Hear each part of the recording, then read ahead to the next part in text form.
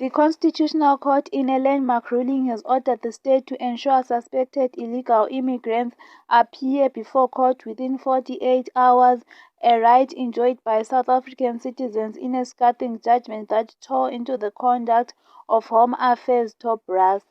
The Apex Court on Monday gave the government a year to pass a new immigration law and ordered that Home Affairs Minister Motsoaledi and his Director General Tom McCordem pay out their own pockets for a dreadfully conducted litigation.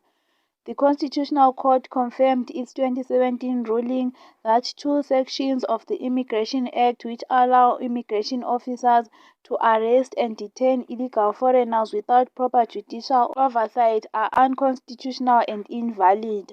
Parliament, along with the department, had been ordered to start the process of changing the laws, but the Constitutional Court confirmed its 2017 ruling that two sections of the Immigration Act which allow immigration officers to arrest and detain illegal foreigners without proper judicial oversight are unconstitutional and invalid.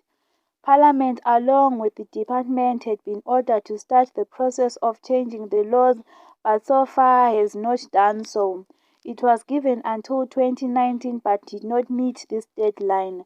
In 2022, the department attempted to revive that lapsed order to get the two-year clock ticking again, but on Monday, the Constitutional Court rejected the department's litigation. It is difficult to conceive of a more egregious instance of neglect of a constitutional duty in the sphere of enacting legislation, Judge Stephen Majid wrote for an anonymous court. The judgment is a victory for human rights and the rule of law in South Africa, which has a history of hostility and violence against foreign nationals, especially those from elsewhere in Africa. The judgment shines an unforgiving spotlight on the department, with the court noting the appalling state of affairs brought about by the egregious remissness of the minister in Parliament. The department's lawyers, including a senior advocate, were disallowed their fees. In 2017, the Constitutional Court ordered a change to legislation concerning detained foreigners, ordering that detainees must be seen by a court within 48 hours of arrest. The court gave the parliament until 2019 to make the changes in legislation. To date, this has not been done. This lack of change led to undesirable consequences, according to the Constitutional Court. This includes people who should be deported escaping custody due to courts believing the law did not exist. Also, some immigration officials detained people beyond 30 days without bringing them to court. The Director General outlined why the government had not yet made the changes. For example, he said that in 2020 everyone was affected by COVID-19 and that the Parliament building was set on fire in 2022. On Monday, the Constitutional Court slammed Home Affairs for the deplorable lethargy exhibited in this case.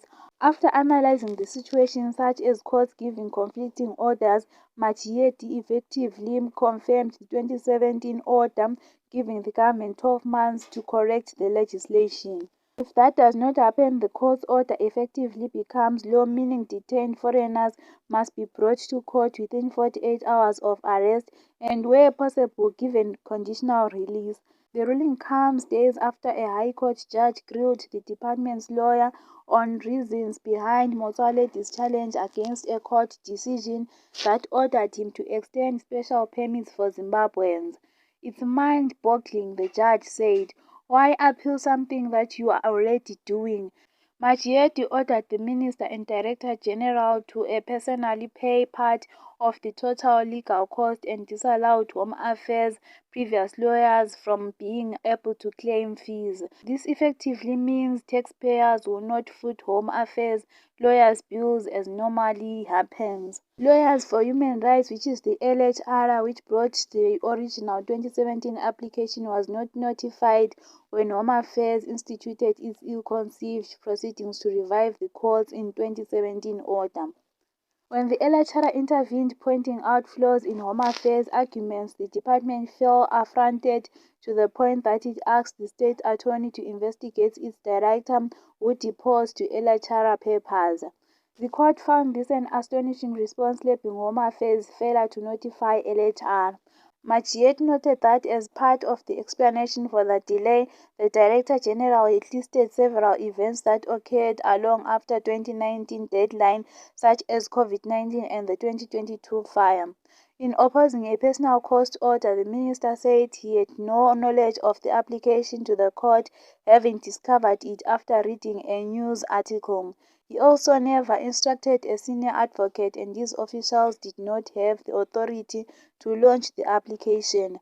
The Director General, despite disposing to the affidavit and saying he lodged it on behalf of the minister, did not actually consult the minister. Motsoaledi also said the department's previous lawyers must take the major share of the blame for the deplorable state of the litigation. He denied their full fees in this case. Reflecting on this, the Helen Suzman Foundation's Nicole Fitz said it must stand as a powerful caution to those other legal practitioners who conduct high-profile litigation.